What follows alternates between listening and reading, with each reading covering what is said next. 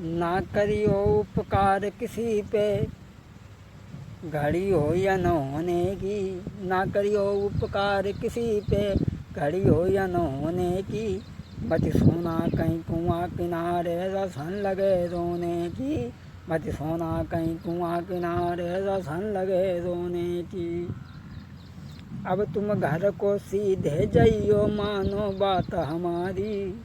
और इतनी बात मेरी ध्यान में रखियो, ये एहसान तुम्हारा। कहने लगी जाओ तुम घर को चले जाओ, लेकिन भूल से भी कहीं कुआं के किनारे मत सोना, और रास्ता में किसी पे उपकार नहीं करना।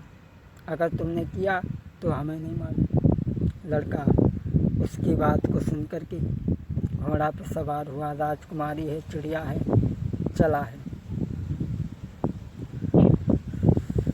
घोड़ा पे सवार हुई आगे आओ, तो एक बगिया में नजरी पसारी है। कुछ नर नारी झुके बाग में, बेटा तब उतर के धाओ है। उसने देखा कि बगिया में भीड़ है, नर नारी सब भीड़ लगाए हुए हैं, तो वो उतर करके गया। भीड़ चीड़ी के भीतर पहुँचो, पाने और कुछ दशा निहारी है। सगे भैयन को कुछ लोग वहाँ, अरे फांसी रहे लगाई है। जब बगिया उसने भीड़ देखी तो उतर करके पहुँचा, तो क्या देखा, उसके सगे भाइयों को लोग फांसी लगा रहे हैं। जो उससे दो बड़े चालाक थे, उन्हें फांसी लगाई जा रही है। लड़का ने पूछा, भैया अरे तुम यहाँ, तुम्हें फांसी क्यों लगाई जा रही है? लोगों ने कहा कि इनने हमसे कर्जा लिया है, रात दिन उस नई सराय में झंडियों के साथ में ऐश करते रहे, दारू पीते रहे, मदरा खाते रहे, और वो कर्जा हमारा नहीं दिया, इसलिए हमने फांसी लगा रही। लड़का ने सोचा, सगे भाई हैं, आखिरकार हमने अपनी आँखों के सामने मरता हुआ नहीं देख सकते।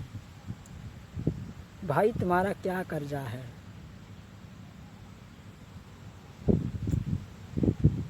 कर्जा हम तुम्हें दे रहे हैं, तुम इन्हें छोड़ दो। लड़का ने कर्जा चुकाया और उन दोनों भाइयों को अपने साथ में कर लिया, आगे को चले हैं। सबको कर्ज चुकाई, संग दो भ्रात के बढ़े अगारी।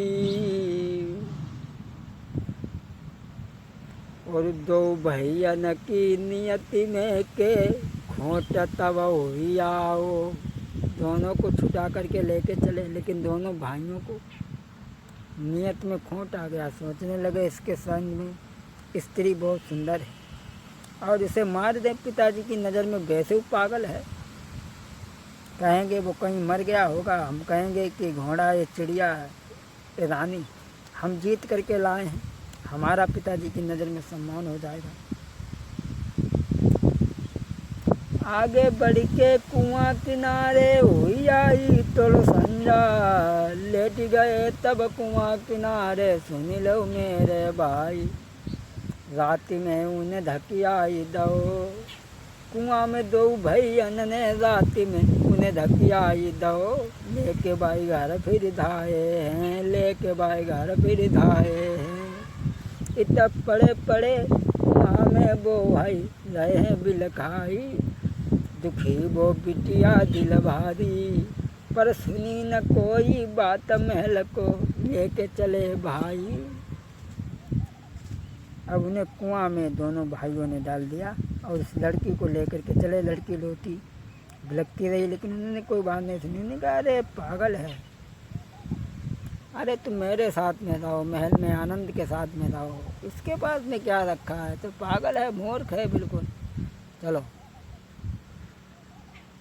चले हैं लेकर के, और राजा के पास में पहुँचे हैं। तो राजा ने देखा, बड़ा खुश हुआ, सोचने लगा हमारे बेटा बड़े बलवान हैं, संसार भर में इन्हें कोई जीत नहीं सकता। मैंने चिड़िया के लिए कहा था, चिड़िया भी लाए हैं, सोने का घोड़ा भी लाए हैं, बहुत सुंदर लड़की भी लाए हैं। अरे मैं तो पहले ही जानता था कि हमारे बेटा इतने होशियार हैं। उसने बेटाओं को बुला करके कहा, बेटा एक गोद लए बैठाई, कई समझ आई लला मेरे प्यारे। अब सुधरे सब काम रे के सुधरे काज हमारे। राजा ने दोनों को गोद में बैठा लिया। एक गोद लए बैठाई, कही समझ आई लला मेरे प्यारे। अब सब चीज़ें मिली गई, सुधरी गए भाग। अब सब चीज़ें मिली गई, भाग मेरे सुधरे। बेटन को गले लगाओ है योरा, हित से उन्हें बैठाओ है बे। अब राजा बड़े खुश हैं कि अब तो सब चीज़ें मिल गई। लड़की इधर महल में रो रही है अपने पति की याद में। राजा ने कहा, बेटी तुम रो क्यों रही हो? अरे हमारे दो बेटों को साथ में रहो। अरे वो तो मूर्ख था, कहीं मर गया होगा। भाई रोटी खान तक को तो सबूत ना है, बाकी पीछे रो रही हो। इधर वो रहते रहे, उधर वो लड़का कुआं में पड़ा है, बड़ा ही दुखी हो रही है।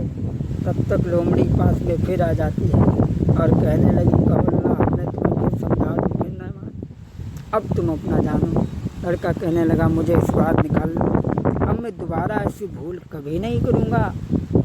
उसने निकाला बाहर और कहा कि अब तुम घर जाओ। लड़का कहने लगा, हम तुम्हारा एहसान कैसे चुकाएं? बोले, अगर तुम एहसान चुकाना चाहते हो तो मैंने कितनी बार कहा, उठाओ तलवार मुझे मारो। लड़का कहने लगा, ये हमसे कभी नहीं होगा, तुमने हमारे साथ में बड़े एहसान किए। कहने लगी, अगर तुम हमें मार नहीं सकते तो अब तुम घर जाओ। लड़का घर आता है और जैसे ही घर में पहुंचा, घोड़ा सुस्त पड़ा हुआ है, जिसने दाना घास नहीं खाया।